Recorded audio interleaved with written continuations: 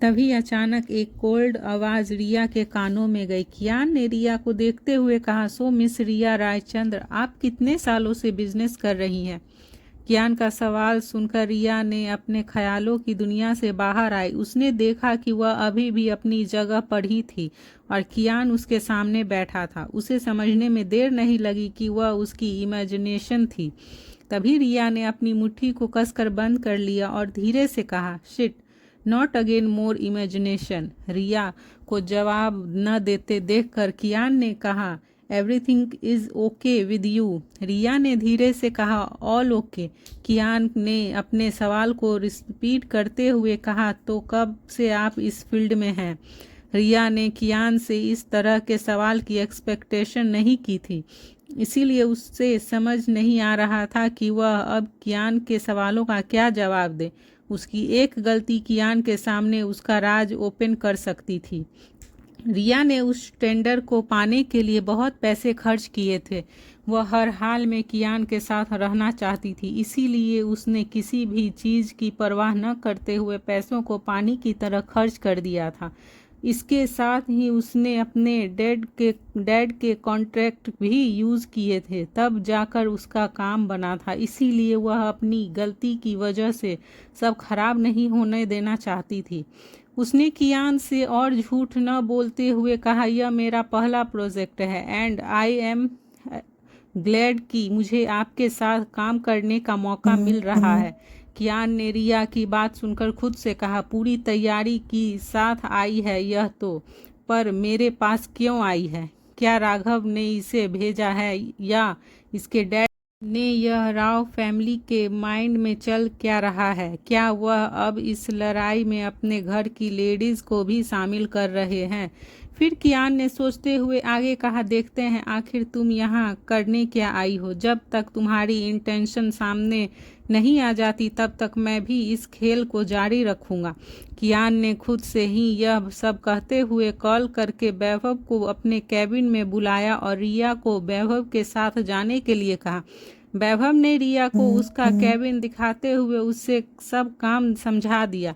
कियान ने अपना ब्लूटूथ कान में लगाया और अपने लैपटॉप से कनेक्ट करके उसमें सेव ऑडियो फाइल को सुनने लगा।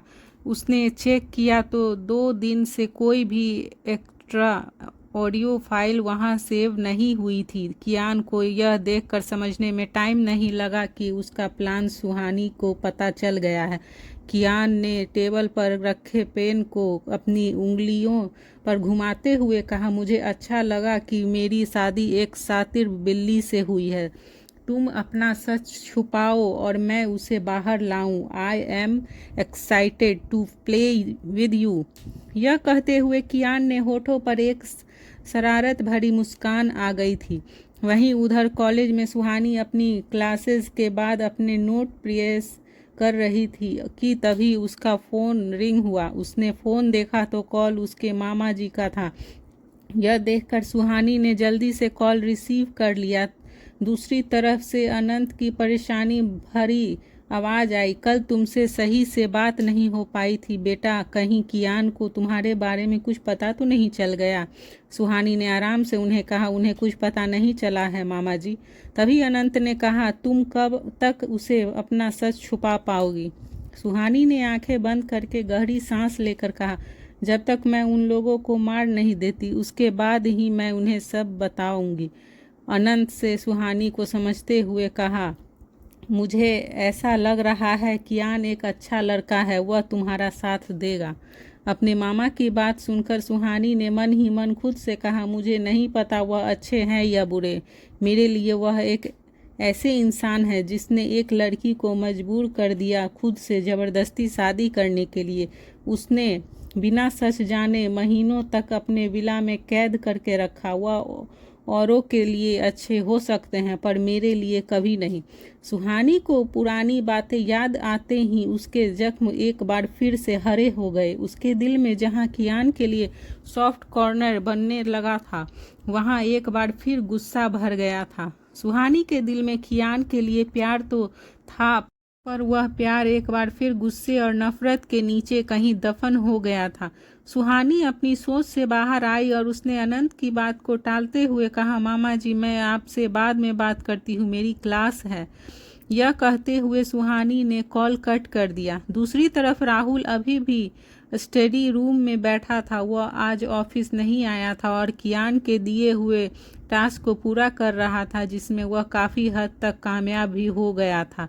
वह अब कलेक्ट की हुई इंफॉर्मेशन को कियान तक जल्दी से जल्द पहुंचाना चाहता था, इसीलिए उसने सारा डाटा एक पेन ड्राइव में कॉपी किया और अपनी स्पोर्ट कार लेकर ऑफिस चला गया। दूसरी तरफ कियान अपने कैबिन में बैठा काम कर रहा था। जब राहुल कियान के कैबिन में एंटर हुआ तो वह जल्दबाजी में कैबिन का डोर नॉक करना ही भूल गया था।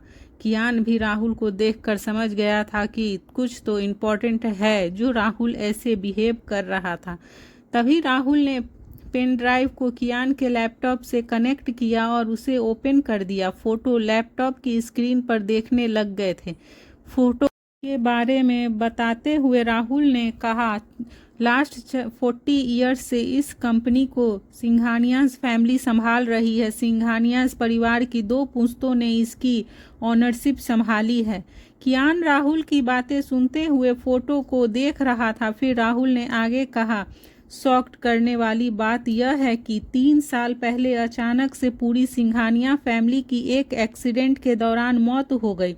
उन फैमिली का अब कोई भी मेंबर जिंदा नहीं है और कंपनी की पॉपुलरिटी के अकॉर्डिंग जिसके पास सिंघानिया के बाद सबसे ज़्यादा उस कंपनी के शेयर्स होंगे, उस कंपनी का डायरेक्टर वही बनेगा। यह सुनकर कियान ने राहुल की तरफ देखा तो राहुल ने आगे कहा, अभी जो करेक्ट में उस कंपनी का डायरेक्टर है उसका नाम डॉक्टर संजय आहूजा है। राहुल के रुकते ही कियान ने कहा, क्या सिंघानिया फैमिली की कोई फोटोग्राफ मिली? राहुल ने न में सिर हिलाते हुए कहा, इनकी फोटोज तो नहीं पर इनके बारे में कुछ इन्फॉर्मेशन है, मिली है। राज सिंघानिया के बाद कंपनी की ओनरशिप उनके बेटे को मिलती, पर उसी रात यूएसए में ऋत्विक सिंघानिया की भी कार एक्सीडेंट में मौत हो गई। यह सुनकर कियान भी भौएं तन गई और उसके चेहरे पर शक्ति बिखर गई। राहुल ने अपनी बात को कंटिन्यू करते हुए आगे कहा, सर आपको नहीं लगता कि यह एक सोची समझी साजिश है? कियान कुछ और ही सोच रहा था। उसने राहुल की बात को इग्नोर करते हुए कहा, क्या उसकी कोई बेटी भी है? कियान की बात पर राहुल ने कहा, हाँ उसकी एक बेटी थी, नया सिंघानिया। तभी कियान ने लाउड वॉइस में कहा, थी मतलब क्या वो भी? राहुल ने हाँ में अपना सिर हिला दिया। फिर राहुल ने कुछ सोचते हुए कहा, एक रात में पूरी फैमिली का अचानक यूं मर जाना। राहुल अभी भी बोल ही रहा था कि तभी कियान ने बीच में कहा, अचानक कुछ नहीं होता राहुल, यह सब एक सोची समझी साजिश है। यह कहते हुए कियान अपने दोनों हाथों को टेबल पर रखते हुए झुककर खड़ा हो गया। उसकी आंखों में इस वक्त किसी के लिए गुस्सा और नफरत दिख रही थी, पर वह किसके लिए थी यह तो सिर्फ कियान ही जानता था। फिर कियान ने उसी पोजीशन में खड़े होकर कहा, जल्द से जल्द एक इन्वेस्टिगेशन टीम तैयार करो और उन्हें यह केस दे दो। मुझे सिंघानिया फैमिली की पूरी डिटेल चाहिए। उसके साथ ही उस कंपनी के बोर्ड मेंबर की लिस्ट भी चाहिए। जितनी जल्दी हो सके उतनी जल्दी इस मिस्ट्री को सॉल्व करो। यह कहते हुए कियान ने राहुल को एक एरोगेंट लुक दिया। राहुल की नज़रें कियान पर ही टिकी थी। उसे समझ नहीं आ रहा था कि आखिर कियान क्यों सिंघानियाज में इतना इंटरेस्ट ले रहा था। राहुल कहना चाहता था कि हमारे पास और भी काम है, जैसे कि उस आदमी को ढूंढना जिसे वह कल रात पकड़ नहीं पाए थे। पर कियान के ऐसे डेंजर रूप को देखकर राहुल की हिम्मत नहीं हुई कि वह कियान से कुछ कह सके। राहुल ने उसकी बात पर बस धीरे से सिर हिला दिया। तभी कियान ने राहुल को इंस्ट्रक्शन देते हुए आगे कहा, विला जाते हुए सुहानी को कॉलेज से पिक कर लेना। यह सुनकर राहुल ने ओके कहा और वहां से चला गया। उसके जाने के बाद कियान अपनी चेयर पर बैठा और उसे हल्का सा स्विंग करते हुए अपने एक हाथ को उंगलियों से पेन को घुमाते हुए धीरे से कहा, और नया कियान को उस नाम में अपनापन लग रहा था। उसने जब यह नाम अपने होठों से लिया तो उसका दिल जोरों से धड़का। उसे एक अलग ही एहसास हो रहा था। उसे ना जाने क्यों उन नाम से लगाव हो रहा था। कियान ने फिर एक बार धीरे से कहा, तुम कितनी भी मिस्ट्रियस क्यों न हो, I will solve your mystery. यह लाइन कियान ने अरुणया के लिए कही थी या सुहानी के लिए, यह तो सिर्फ वही जानता था। दूसरी तरफ राघव के फार्म हाउस में 15 आदमी जिन्होंने एक जैसा ही ब्लैक सूट पहना था, उन सभी की आंखों पर ब्लैक कलर का ग्लास चढ़ा था। उसकी बॉडी फिट एंड फाइन थी। उसके लुक जिसमें वे सभी बहुत कूल और कमांडो जैसे लग रहे थे, उसकी हाइट और उसकी पर्सनालिटी उसके परफेक्शन को बयां कर रही थी। वे 15 आदमी राघव के सामने खड़े थे, जिन्हें देखकर राघव के होठों पर डेविल स्माइल आ गई थी। राघव ने उसके लीडर के सामने हाथ बढ़ाते हुए कहा, welcome to India John. John अपनी टीम का लीडर था। उसने राघव से हाथ मिलाते हुए उसे ग्रेड किया। राघव के होठों से हंसी जाने का नाम नहीं ले रही थी। उसने सभी को देखकर खुद से कहा, अब क्या करेगा तू कियान, कैसे बचेगा इस जल्लादों से। कियान को मारने के लिए राघव ने ढेर सारे पैसे खर्च करके शॉप शूटर्स को इंडिया बुलाया था, और यह वही शॉप शूटर्स की टीम थी। वह कोई आम शूटर्स नहीं थे, उसकी एक गैंग थी। डार्क वर्ल्ड के नाम से वे इंटरनेशनल लेवल पर काम करते थे। उन्हें पूरी दुनिया में से कोई भी हरा नहीं सकता था, पर उसने कांटेक्ट करना लोगों के लिए इतना आसान नहीं था। उसकी फीस किसी भी कंपनी के साल भर के प्रॉफिट जितनी थी, जिस पे कर पाना हर किसी के बस की बात नहीं थी।